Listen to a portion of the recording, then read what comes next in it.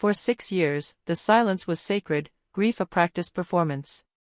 When the matriarch crossed a major threshold, she startled awake, choosing the vibrant possibility of a second love over the hallowed memory of the first. Her adult children, raised on the gospel of reputation, were scandalized. They had assigned her the role of perpetual widow. Her happiness felt like an insult to their legacy, a public shame. The conflict wasn't about a man, it was about the defiant right to live fully. They demanded silence. She decided to make a glorious noise. The silence in the Sterling residence had always been luxurious, expensive, and utterly debilitating. For 6 years, it had been the soundtrack to Eleanor Ellie Sterling, 60, a woman who had traded the vibrant hues of life for the muted palette of enduring widowhood. She had maintained the sprawling Victorian estate in the affluent East Coast suburb exactly as Arthur had left it in 2017, a shrine to a shared life, a mausoleum of her own living existence. She still reached for the simple, conservative widow's black dress most mornings, a uniform of duty she had worn so long it felt stitched into her very skin. The quiet grief was shattered not by an explosion, but by the quiet click of a closing gallery door. It happened in October 2023, the month she turned 60, a milestone that felt less like an achievement and more like reaching the final, cold marker on a lonely road. Eleanor was standing before a vibrant, almost offensively cheerful abstract painting at the Willow Creek Gallery, a space of modernist architecture and large glass windows that mocked the solemnity of her life, when she met Wesley Thorne, 58. He was tall, distinguished, with silver hair that caught the gallery light, and a warmth in his eyes that had been absent from her world for far too long. He hadn't seen the dutiful matriarch, he had seen the slender build and the defiant, exhausted spark flickering beneath the surface of her subdued clothing. "I apologize," Wesley said, his voice a low, steady rumble. "I know you're supposed to stand 3 paces back from art, but I was attempting to ascertain if that orange was meant to be audacious or apologetic." Eleanor laughed. It was a sound so foreign to her own ears, so unexpected, that she instantly pressed her lips together, feeling the familiar, judgmental weight of Arthur's memory settle on her shoulders. Wesley simply smiled, genuinely empathetic. "Don't smother it." "Audacious, then." "Definitely audacious." That was the beginning. A few coffees, an afternoon walk through a park, and then a dinner where, for the first time since 2017, Eleanor felt something other than obligation. Wesley saw the resilience in her, the woman determined to reclaim her personal autonomy, even if she hadn't consciously admitted that determination yet. Their conversations were easy, marked by a sophisticated casual wear and confidence that cut through her deep-seated reserve. By the time Eleanor hosted her small 60th birthday dinner late that October, she knew she couldn't keep the secret. The dinner table was set for 3 in the ornate, mahogany-paneled dining room of the Victorian estate. The atmosphere was tight, expectant. Her children, Jonathan John Sterling, 34, and Abigail Abby Sterling, 32, sat across from her. John, the definition of a clean-cut professional, wearing business attire even at home, nervously adjusted the heavy, engraved Arthur Sterling's gold watch on his wrist, a constant physical symbol of the legacy he carried. Abby, polished and immaculately dressed, held a tightly wound, critical gaze that rarely relaxed. "Mother, we were discussing the Foundation's annual gala," John began, launching into the familiar orbit of legacy, finance, and reputation. Eleanor cleared her throat. She gripped the edge of the linen tablecloth. "There is something I need to share with you both," she said, her voice trembling slightly. "It's about my life now. I have been seeing someone." The words landed like broken glass. Abby's critical demeanor shattered into open contempt. "Seeing someone? Mother, what are you talking about?" John's face went white, the blood draining instantly. He reached instinctively for the gold watch. "It hasn't even been 7 years. You mean you've started dating?" He spat the word out as if it were toxic. "He is a wonderful man. His name is Wesley Thorne. He understands the life I had with your father, but he also respects the life I deserve now." "The life you deserve?" Abby leaned forward, her voice dangerously low. "The life you deserve is honoring Dad's memory. That is your life. Your duty. This is utterly unacceptable, Mother, John asserted, his voice rising in panic. He was obsessively concerned with family legacy and social status, and this new development was a direct threat to the carefully curated image of the grieving Sterling family. This is a disgrace. Do you know what this looks like? 6 years of quiet devotion, all of it erased because you've suddenly decided to pursue some ridiculous, self-indulgent fancy. It is not a fancy, John. It is companionship. It is happiness. Happiness at the expense of father's dignity? Abby challenged, her emotional manipulation beginning instantly. He hasn't even been gone a decade. Are you suggesting his memory isn't enough to sustain you? The initial outrage quickly solidified into a coordinated campaign of shaming. They called Eleanor ridiculous and blind.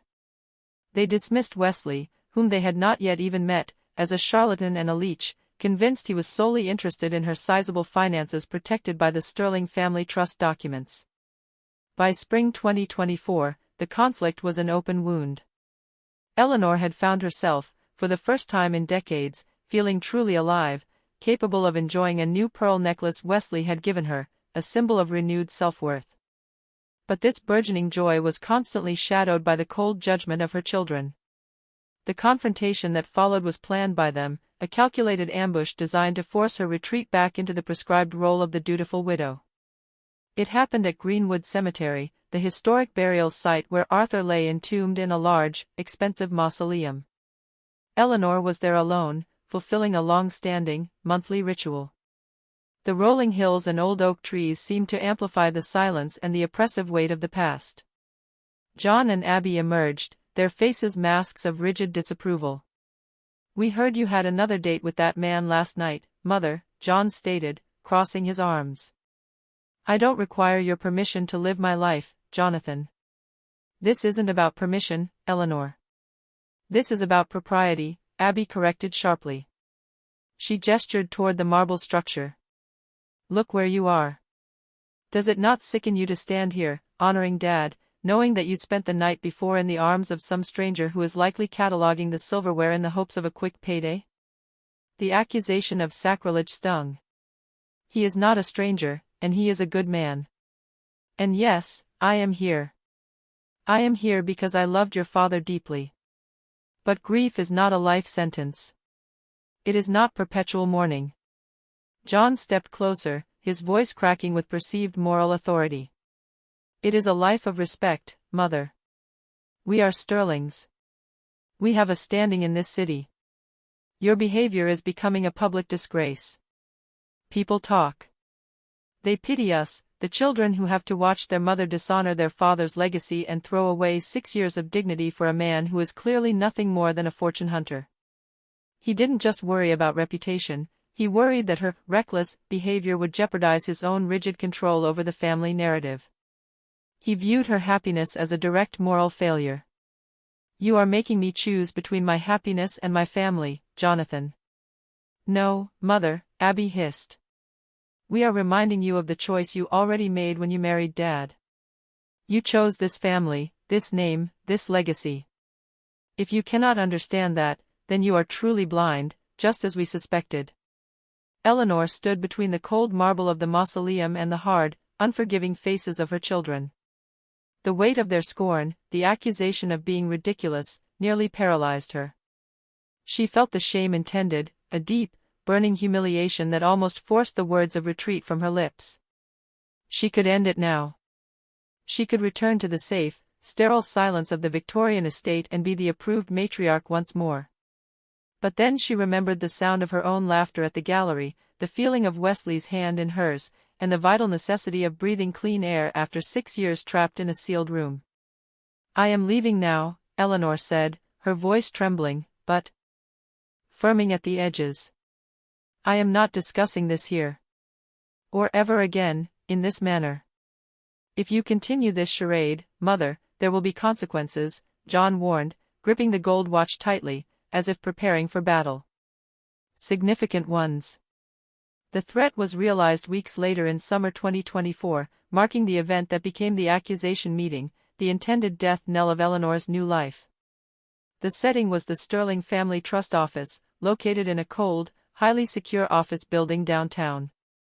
It was a space designed for power and intimidation, far from the warm textures of her home or the vibrancy of the gallery.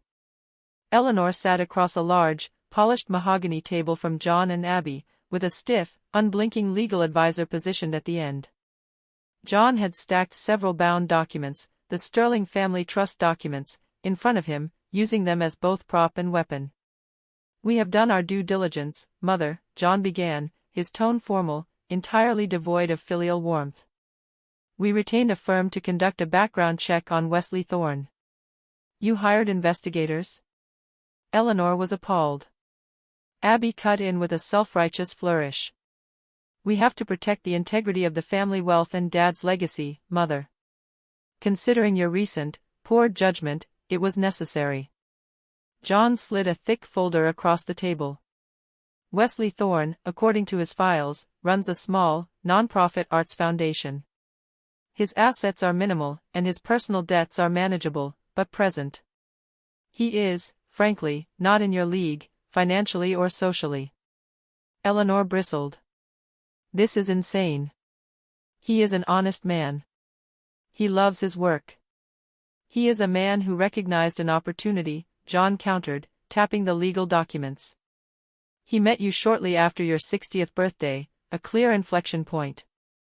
He knows you control certain disbursement rights from the trust.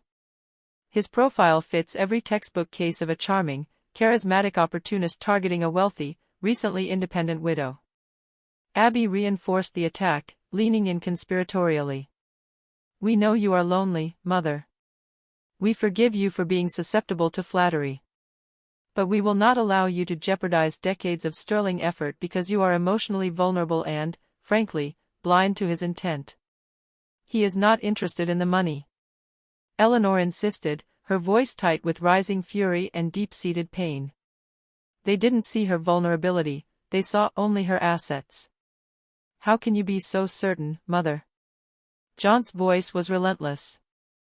"We believe he is planning to ask you to invest in his foundation soon, or perhaps request a loan. If you intend to commingle assets, we will be forced to petition the trust committee to invoke the clause regarding dissipation of marital assets." This was the highest form of control, financial and familial ostracization.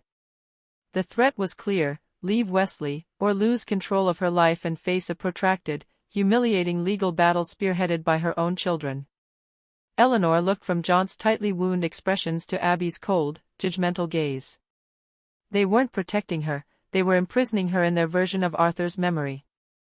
They were using the memory of her dead husband as a sword to sever the only thread of happiness she had found. The humiliation was acute, paralyzing. For a fleeting, agonizing moment, she thought of surrender. It would be easier. The fighting was exhausting. She could just tell Wesley it was over, return the pearl necklace, and put the widow's black dress back on permanently. But then, the spark, which Wesley had reignited, flared into a hot, determined flame. She looked down at the documents, the cold, corporate language trying to define the boundaries of her heart. "You are not protecting me," Eleanor said, pushing the folder back across the table. Her voice was steady now, infused with a calm resolve that surprised even her. "You are punishing me." John scoffed. "We are protecting the family, Mother." "No," Eleanor said, standing slowly. The height difference allowed her to finally look down on them, figuratively and literally. "You are protecting your own comfort. Your comfort required that I remain a statue of grief, silent, black-clad, and safely predictable. My happiness inconveniences your narrative." "Eleanor, don't be dramatic," Abby warned. "I am 60 years old. I existed for 6 years in a state of quiet mourning because I believed it was my duty to your father and to you. But I realize now that my only true duty is to myself. Wesley sees me, not the widow. He sees Eleanor, not the sterling matriarch." John rose, his face incredulous. "Are you actually choosing this charlatan over your own children? Over your family's good name?" This was the defiant announcement. The point of no return. I am choosing life, Eleanor stated clearly, drawing a deep breath that tasted like freedom. You are demanding that I extinguish the only light I have found since your father passed. If my right to happiness, if my right to live fully, is deemed a vergonha para familia, a shame for the family, then I refuse the constraints of that family. I refuse your judgment. She picked up her purse. I will not end my relationship with Wesley. Your accusations are unfounded, cruel, and manipulative. If you choose permanent familial estrangement over witnessing my happiness, that is your choice, not mine. But be aware, you will be estranging yourselves from me. I will not be the one retreating this time. John was stunned into silence, the gold watch momentarily forgotten. Abby's mouth opened, ready to unleash another wave of poisonous judgment, but Eleanor turned before she could speak. She walked out of the cold, corporate office, leaving the sterling family trust documents and the crushing weight of their expectations behind her. That evening, Eleanor did not return to the Victorian estate immediately. She drove instead to Wesley's small, unpretentious apartment near the gallery. She told him everything, the investigators, the accusations, the financial threats. She didn't seek his defense, she sought his partnership. Wesley listened, patient and composed. He didn't offer a dramatic defense of his character, he simply took her hand. They believe they have a monopoly on grief, Ellie, Wesley said, using the affectionate nickname he had given her. They believe that only profound sadness honors Arthur. But they are wrong. Arthur would not have wanted you to live in silence forever. They think you're after the money, Eleanor whispered, the humiliation still raw. They have to believe that, Wesley replied, his silver eyes warm. Because if they admit I love you simply for you, then they have to admit that they were wrong, and that they have been controlling you out of selfishness, not loyalty. They cannot handle that truth. Eleanor spent the next few days preparing for the final separation. She realized the house itself, the grand Victorian estate, was complicit in her mourning, a shrine built for others. She decided to sell it. She notified her children via certified letter, detailing her plans to downsize and restructure her affairs, effectively removing the foundation of their control. The reaction was predictable. Calls, emails, and angry voicemails flooded her phone, accusing her of destroying the family's heritage and acting rashly due to senility induced by Wesley. The final conversation occurred a week later when John showed up unannounced at the house, keying himself in.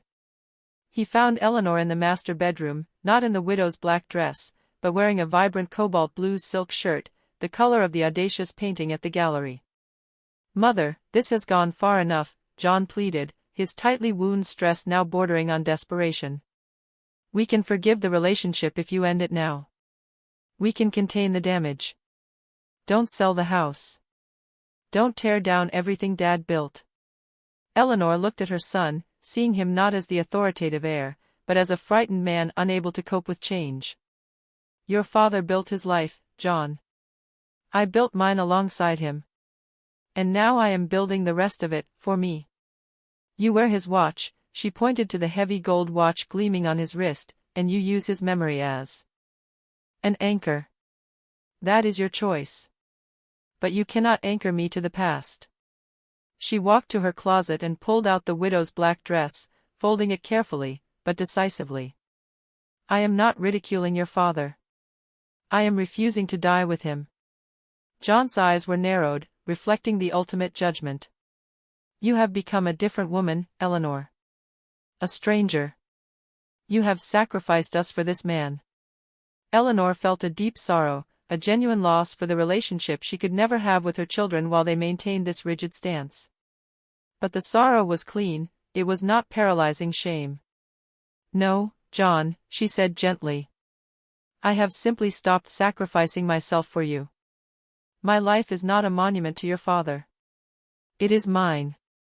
She sold the estate, placing the money securely in accounts outside the children's immediate influence, and moved into a bright, airy condo near the city, close to Wesley. The estrangement was painful, vast, and silent, a chasm of their making. They refused to acknowledge Wesley, refused to attend the small, defiant ceremony where Eleanor celebrated her newfound freedom. But Eleanor Sterling, 60, stood tall in the sunlight streaming through her new apartment windows. She was finally free of the enforced uniform of grief. She had faced the humiliating scorn of her own children, stared into the abyss of familial rejection, and chosen the powerful, defiant right to happiness. The spark was now a steady, warm light, proving that true dignity was not found in perpetual mourning, but in the courageous act of choosing to live, and to love, again. Her second chance had not been given to her, she had seized it, standing alone against the weight of a legacy that had sought to bury her along with its owner. The certified letter notifying Jonathan and Abigail of the impending sale of the Victorian estate was the functional equivalent of tearing down their fortress. It was an act of complete separation, financial and emotional, that transcended the legal threats issued in the corporate office. Eleanor had not just defied them, she had liquidated the very altar they demanded she worship at. The predictable torrent of calls, voicemails, and accusatory emails began immediately. John's messages, initially laced with panic about capital gains and tax penalties, quickly devolved into pure, emotional coercion. "Mother, this is entirely reckless." One voicemail screamed, echoing across the sterile, polished mahogany of the empty dining room, which was already draped in protective sheeting. "You are dismantling the history of this family. Are you truly going to let that man convince you to destroy everything Dad worked for?" Abby's texts were more surgically cruel, deploying guilt like a fine scalpel. "We always knew you were susceptible to flattery, but this level of senility, influenced by a stranger, is horrifying. You are abandoning us. You are choosing shame." Eleanor refused to answer. She held the phone, reading the texts, feeling the familiar, insidious attempt to use her love for them as a leash. But the leash had snapped when she had stood up in the trust office. She was packing the master bedroom, the grand, high-ceilinged room she had shared with Arthur, which had felt like a gilded cage for the last 6 years. She wasn't rushing, she was performing an archaeology of her own life. She came across the widow's black dress hanging at the back of the closet. It was not just one dress, there were several variations, simple, conservative, and perfectly tailored, her self-imposed uniform of grief and duty since 2017. She took the primary dress down, its weight unexpectedly heavy in her hands. For so long, it had been a protective shield, telling the world, "I am unavailable, I am committed to mourning." Now, it felt like a shroud. She laid the dress on the bed, not with malice, but with a profound sense of closure. This life was over. The woman who wore this dress was gone, replaced by the woman who laughed unexpectedly in a gallery.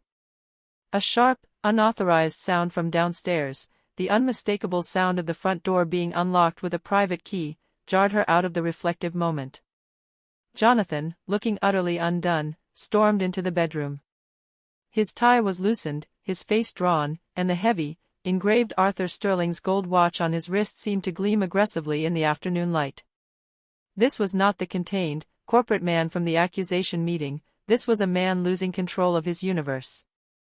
"I had to come," John stated, his voice tight and hoarse. "The realtor called me. They're bringing in staging furniture next week." "You are serious about this? You're actually selling the house?"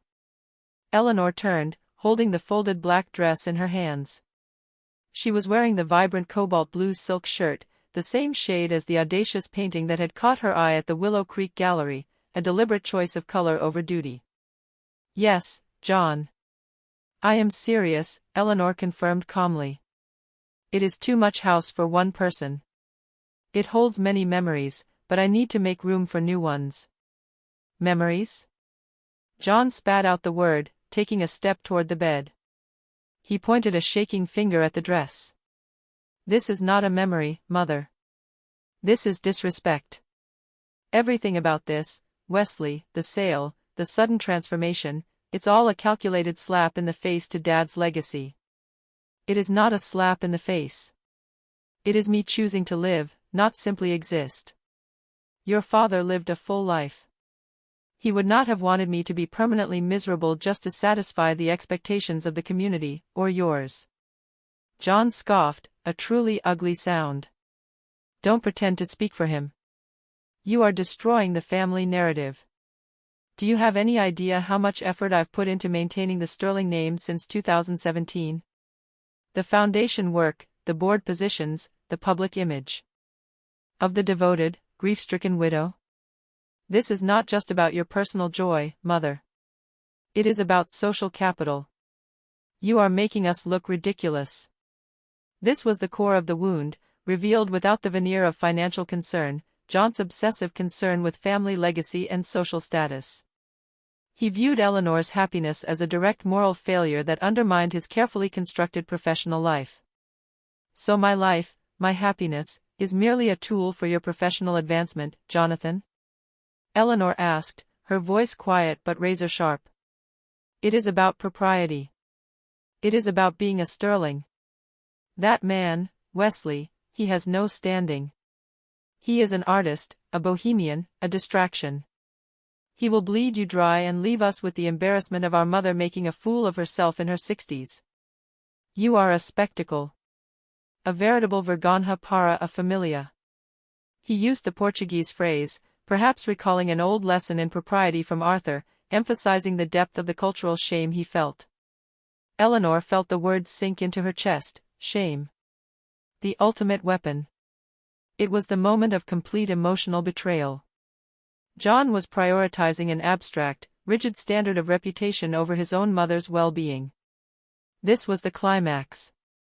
Standing in the very room that defined her years of servitude, facing her son who embodied the oppressive memory of his father, Eleanor realized the choice was definitive and absolute.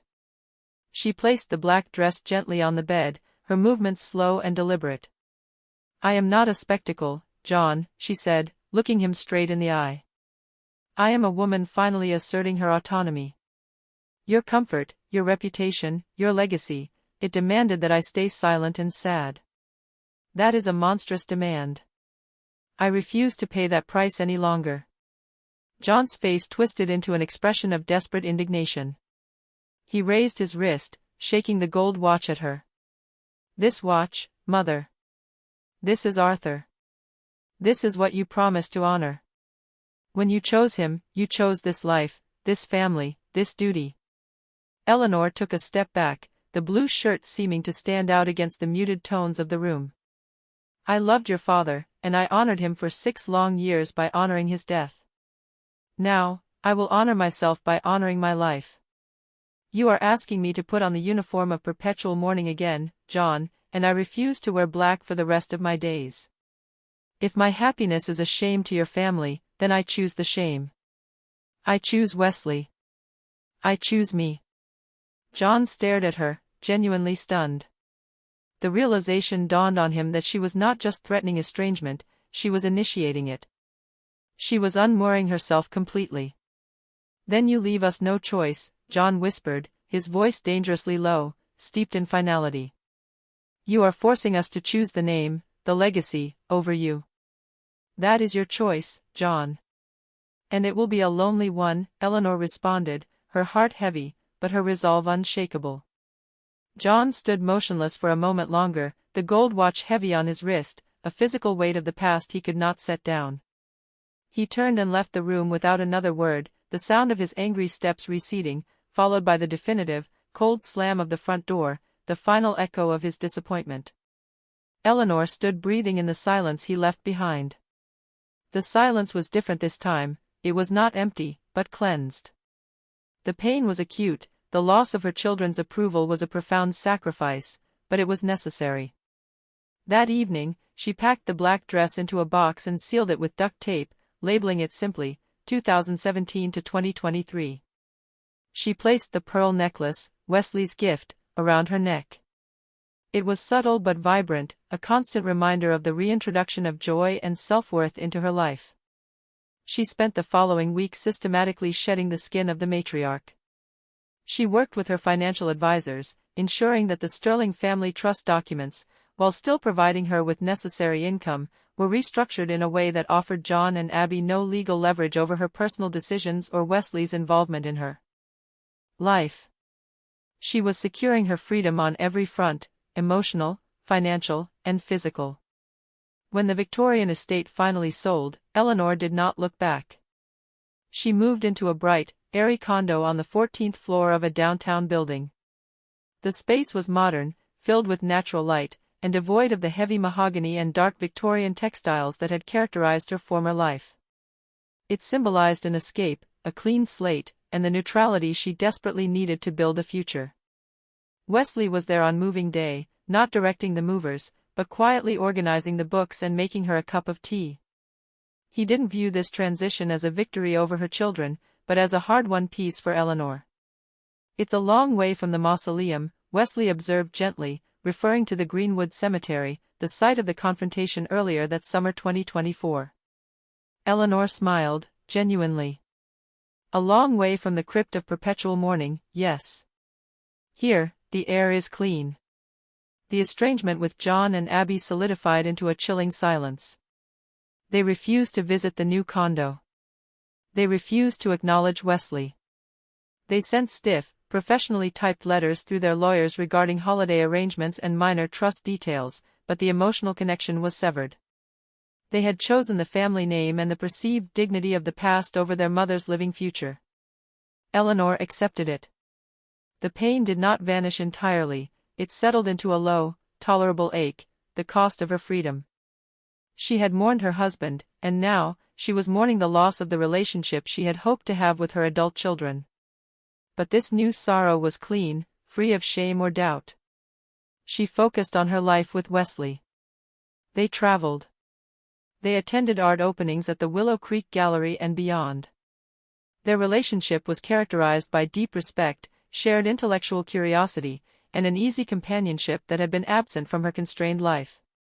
Wesley never pushed her for investments, never asked for access to the trust documents, solidifying Eleanor's fierce belief in his genuine character and exposing the cruelty of her children's accusations. One late afternoon, 6 months after moving, Eleanor was sitting on her balcony, overlooking the vibrant city she was finally truly living in. She wore the pearl necklace, the smooth cool spheres resting against her collarbone. She received a brief text message from Abby, the first non-legal communication in months. "We saw photos of your travels online. It looks nice. I hope you realize what you've lost." Eleanor paused. Abby was not offering reconciliation, she was offering a final judgment, a reminder of the alleged price of her joy. Eleanor closed her eyes, feeling the warmth of the sun and the steady presence of Wesley reading quietly inside. She realized what she had truly lost, the expectation that her children would ever understand her need to live fully. But what she had gained was immeasurable, her life itself. She did not respond to the text. She didn't need to defend herself again.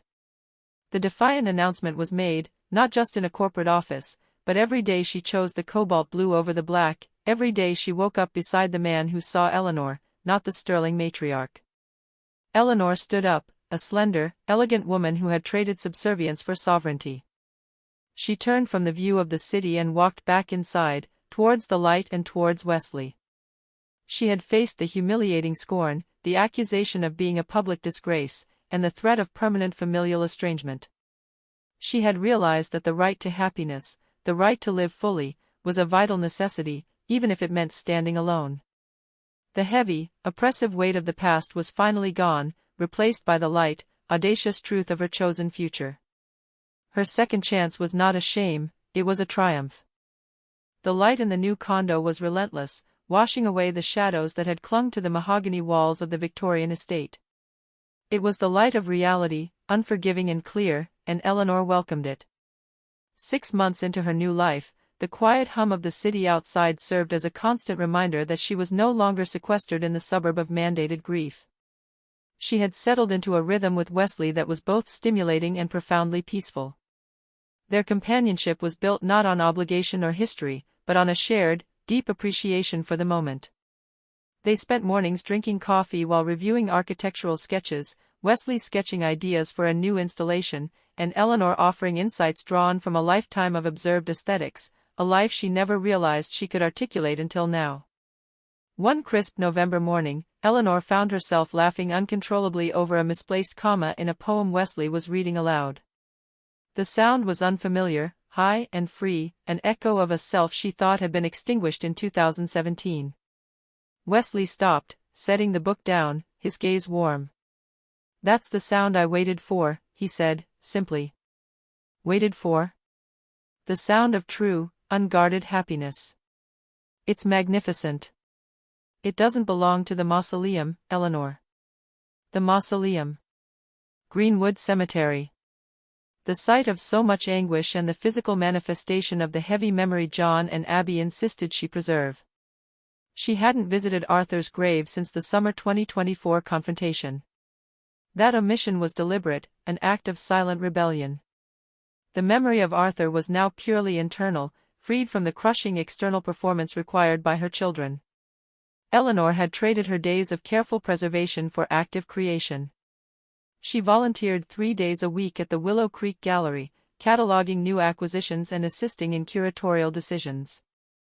This wasn't merely a hobby, it was an immersion into Wesley's world, a tacit validation of the life her children had dismissed as frivolous and lacking in standing. Her proximity to the arts only intensified her children's disdain. Abby, who worked in nonprofit fundraising tied to the old Sterling corporate sponsors, let it be known through mutual acquaintances that their mother was suffering from a late-life bohemian phase, hinting broadly at financial instability and emotional vulnerability. The real test came not in private text messages, but during the holidays.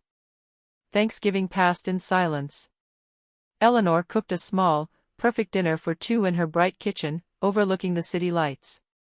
She felt the absence of John and Abby acutely, not as a gaping wound, but as a heavy door closing definitively. She remembered years of stifled tension at the grand mahogany table, the ritualistic perfection masking the deep unhappiness underneath. This year, the small, quiet joy felt enormous. Christmas was harder. The tradition of the Sterlings had been ironclad, the extended family gathering, the carefully curated gifts, the performance of familial unity. This year, the only communication was a stiff, heavily embossed card from John and Abby, addressed only to Eleanor Sterling, devoid of any personalized message. They had effectively excised Wesley from her existence, refusing to acknowledge the reality of her choice. The day after Christmas, Eleanor found herself staring at the gold watch John had shaken at her, not the actual watch, but a photograph of it in an old album. It was a beautiful, heavy piece of engineering, symbolizing Arthur's precision and the weight of the legacy. She realized the weight wasn't just metal, it was expectation, and she was done carrying it. "They believe I've failed in my duty to memory," Eleanor confessed to Wesley later that week, sitting by the tall windows as the winter sun set. Wesley, always gentle, never dismissive of her complicated grief, placed a hand over hers. "No, Eleanor. They believe you failed in your duty to their comfort. There is a distinction. Your memory of Arthur is yours, it is not public property." Eleanor leaned into his warmth. She had chosen companionship over obligation, laughter over legacy. But the full public reckoning was still to come. The annual Sterling Foundation Gala was the social Everest of their community. John had leveraged his position and reputation to secure the keynote speaker, a major political figure, and the event was the apex of his social standing. For years, Eleanor had attended as the devoted widow, a silent, dignified ornament to the family's wealth and propriety. This year, in mid-February, Eleanor received an invitation addressed only to her, omitting Wesley's name. A clear, cold attempt to assert control. She showed the invitation to Wesley. "They are inviting the widow," he observed, his expression neutral. "Not the woman." "Then the woman will go," Eleanor declared. She felt a profound surge of defiance. This wasn't about the foundation, it was about public validation. She needed to prove, not to her children, but to herself, that her happiness was not something to be hidden in the bright condo. It was to be worn proudly, like the pearl necklace she had received from Wesley, a constant, smooth reminder of her own self-worth. Eleanor and Wesley arrived at the grand ballroom precisely 30 minutes after the doors opened, ensuring their entrance would be noted but not chaotic. Eleanor was wearing a gown the color of deep emerald, a striking contrast to the muted pastels she had worn for years. The pearl necklace rested beautifully against the silk. Wesley, immaculate in a tailored tuxedo, held her arm with a protective, yet easy, grip. The atmosphere in the ballroom, initially a low, polite murmur, fractured the moment they crossed the threshold. It wasn't the noise of gossip, but the sudden, sharp silence of judgment. Eleanor recognized dozens of faces, board members, old acquaintances, people who had sent sympathetic casseroles 6 years ago and expected her to remain fixed in that tableau of grief. John and Abby were stationed near the receiving line, a portrait of tightly controlled professional dignity. John, naturally, was wearing the gold watch, checking it conspicuously as if timing the precise second their mother's arrival had shattered the event's decorum. As Eleanor approached, she watched their faces harden. This was the definitive public performance of the shame. John's eyes were narrowed, less with anger and more with a wounded proprietorship. He didn't just see a mother, he saw a breach of contract, a defalcation of duty being publicly displayed. Abby's expression was pure, concentrated venom, a cold, judgmental stare that attempted to pin Eleanor down, to reimpose the widow's black dress with the force of her will. Eleanor met their gaze, not defensively, but with unwavering clarity. She didn't pause. She didn't flinch. She simply offered a small, polite nod, acknowledging their physical presence but refusing their emotional demands. "John, Abby," she murmured, her voice steady. John swallowed hard, his ties suddenly too tight. He couldn't afford a scene. Not here, not now, with the keynote speaker arriving shortly. The need for propriety battled with his deep-seated outrage. "Mother," John responded, the single word laced with disapproval and a barely concealed threat. He completely ignored Wesley, looking through him as if he were a particularly unfortunate piece of background staging. Abby, however, allowed a thin, cruel smile to curve her lips. "I see you brought company, Mother. I trust you are being discreet this evening. This is, after all, a foundation dedicated to integrity and tradition." The implication was clear, Eleanor and Wesley represented neither. They were a stain on the carefully polished mirror of the sterling name. Wesley stepped forward slightly, offering Abby a polite, genuine smile that contained zero malice, only confidence. He did not engage with the barb. "It is a pleasure to see the family's commitment to the community is still so strong, Abigail. Eleanor speaks highly of the Foundation's work." By acknowledging Abby's name, Wesley demonstrated the social grace and self-assurance that undercut every one of John and Abby's accusations of him being a charlatan or a mere fortune hunter. He was not demanding access to their world, he was politely declining to be intimidated by it. John felt the subtle power shift. Wesley wasn't a panicked opportunist, he was simply a well-mannered man who happened to love their mother. This made him infinitely more dangerous to their narrative. Eleanor placed her hand firmly on Wesley's arm, a small, public gesture of unity. "Excuse us, children. Wesley and I have already spotted a few acquaintances we promised to greet." She used the word children with careful weight, emphasizing the relational hierarchy they were attempting to overturn. They were still her offspring, but she was no longer their subject. As they moved deeper into the crowd, Eleanor felt the heat of 100 judging eyes, the silent, insidious trial by society. A woman her age, moving on so quickly. It's scandalous. Such a disgrace to Arthur. But the judgment, which 6 months ago would have sent her retreating, weeping, into the dark solitude of the Victorian estate, now simply bounced off her resolve. She was living for an audience of one, herself. The evening became a subtle triumph. She introduced Wesley to friends she hadn't seen in years, the ones who had genuinely cared about her well-being rather than her performance of grief. She laughed, she debated, and she spoke about her work at the gallery with enthusiasm. Every genuine smile was a defiance. Every confident step in her emerald gown was a refutation of the vergonha para a familia accusation. John and Abby tried to manage the damage. They engaged in furious, hushed conversations on the periphery, glaring whenever Eleanor and Wesley were visible. John made certain to stand by the keynote speaker, attempting to project an image of control and importance, the gold watch constantly catching the light, a desperate clinging to the past. Midway through the dinner, John sent a waiter with a note to Eleanor's table, placed discreetly beneath her wine glass. "Mother, We need to discuss the upcoming tax implications for the estate's liquid assets. Can we meet privately in the trust office next week? Alone. The message was clear: retreat from the public eye, and we can discuss the business that truly matters. Leave the bohemian behind. Eleanor read the note and set it down. She did not bother to respond, either verbally or in writing. She raised her glass to Wesley, and they resumed their conversation about a recent exhibition of kinetic sculpture, a vibrant dialogue that existed entirely outside the suffocating world of trusts and legacies. The final act of separation wasn't legal or financial, it was existential.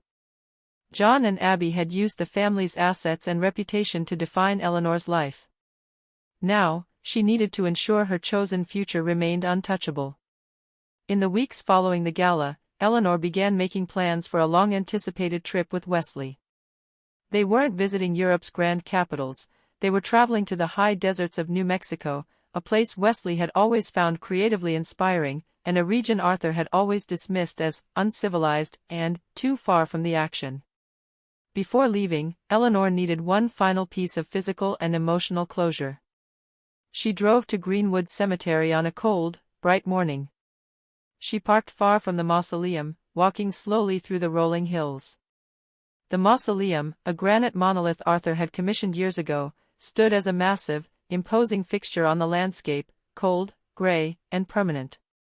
It was a structure meant not just to contain a body, but to house an eternal memory of a certain stature. She was wearing a simple wool coat, practical and warm, devoid of the heavy tailoring and somber tone of the widow's black dress she had long since put away. She didn't feel the crushing grief of the first 6 years, nor the anger of the confrontation with John and Abby. What she felt was quiet pity for the man who had lived his life so rigidly, and pity for the children who insisted on living in the shadow of that rigidity.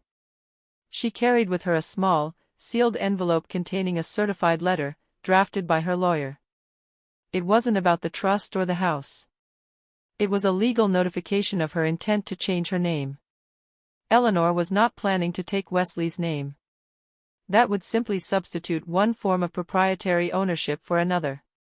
Instead, she was reverting to her birth name, Eleanor Hayes.